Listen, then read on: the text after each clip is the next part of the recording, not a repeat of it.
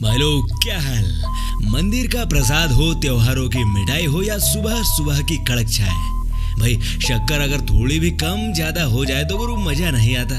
कई लोगों के दिमाग में ये कंकड़ भी कभी न कभी खनखनाता है कि शुगर आखिर बनती कैसे होगी।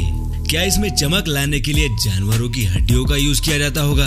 और जी हाँ, इसीलिए आज हमारा उड़न खटोला चलने वाला है एक शुगर मिल में, जहां हम देखेंगे इसे बनाने की सारी कहानी। तो गुरु बने रहिए लास्ट तक मेरे साथ। जैसा कि आपको पता है, शक्कर बनती है गन्ने से, और उन लाखों गन्नों को खेतों से हार्वेस्ट करने के बाद किसान ट्रक और ट्रैक्टर में लाद कर पहुंचाता है शुगर मिल में।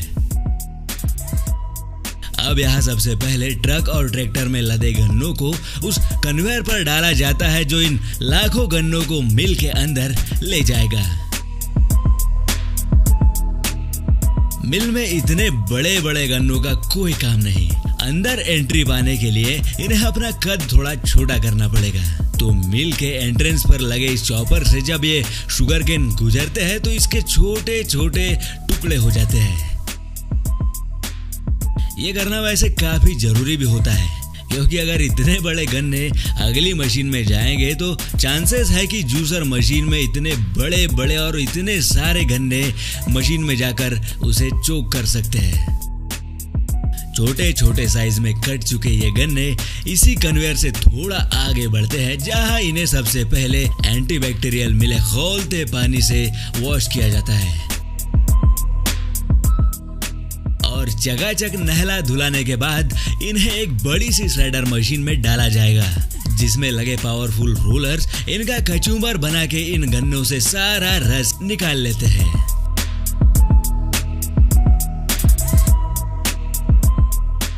लिक्विड को अलग निकालकर जो वेस्ट मटेरियल निकलता है, इसे जरा भी वेस्ट नहीं जाने दिया जाता है। हर दिन निकलने वाले इन हजारों टन चीप में से कुछ परसेंट को कंपोस्ट बनाने वाली कंपनी खरीद लेगी और बाकी बचे वेस्ट को सुखा के इसी मिल में ईंधन के तौर पर यूज कर लिया जाएगा। हर मिनट निकल रहे इस सैकड़ों लीटर रस को आगे की प्रोसेसिंग के लिए भेजने से पहले जरूरी होता है लैब टेस्ट से गुजरना, क्योंकि अगर गलती से भी इसमें कुछ पॉइजनस चीज मिल जाए तो ये लाखों कंज्यूमर्स की जान से एक प्रकार से खिलवाड़ हो जाएगा। अगर ऐसा कुछ लैब टेस्ट में समझ में आए तो इस लॉट में चाहे कितना ही रस निकला हो, सारा नष्ट कर दिया जाएगा।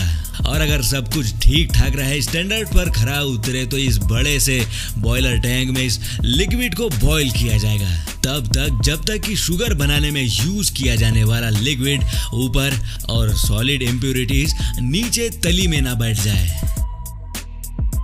करीब 2 घंटे उबलने के बाद एल्कलाइजेशन और ब्लीचिंग के लिए सल्फर डाइऑक्साइड की स्टीम और कैल्शियम कार्बोनेट यानी चूना डालने के बाद फिर एक बार 45 मिनट के लिए मिक्स किया जाएगा, जिससे लिक्विड में बची इम्प्योरिटीज झाग के रूप में ऊपर आने लगती है, जिसे ऊपर लगातार चल रहे ये चप्पू बाहर निकालते चलते हैं। और वो इम्प्योरिटीज सूख कर ऐसे जब थोड़ी हार्ड हो जाए तो उसे खुरच के ईंधन में यूज करने के लिए अलग निकाल लिया जाता है। इस लिक्विड को अब एक बड़े से एवेपोरेशन टैंक में सप्लाई किया जाता है, जहां एक बार फिर बॉईल करने के बाद लिक्विड एवेपोरेट होकर ऊपर जमा हो जाता है और नीचे बच जाती है शुगर सिरप, जिसे शक्कर का आकार और कलर देने के लिए सुक्रोज डाल के बहुत तेजी से मिक्स किया जाएगा। इस बीच वर्कर टाइम टू टाइम ये चेक करते भी रहेगा कि वो गाढ़ा सिरप दानेदार हुआ है या नहीं। देखिए, लगातार तेजी से मिक्स होते होते वो काला लिक्विड कैसे व्हाइट कलर के क्रिस्टल्स में कन्वर्ट हो रहा है।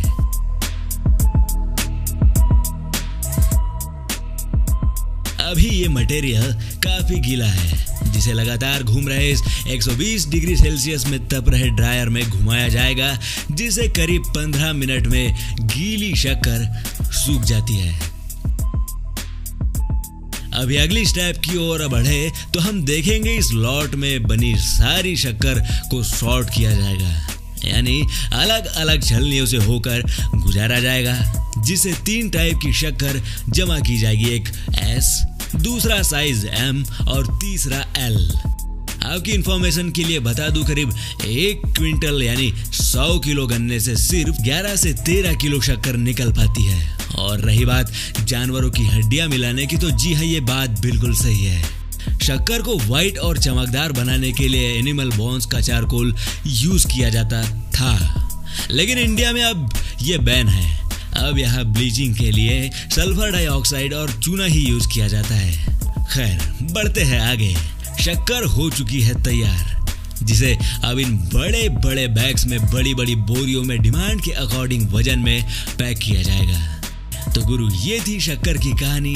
अगर ठीक ठाक लगी हो तो एक हाथ लाइक ठोक देना। तो चलते हैं, मिलेंगे ऐसे ही किसी दूसरे वीडियो में। तब तक के लिए बाय।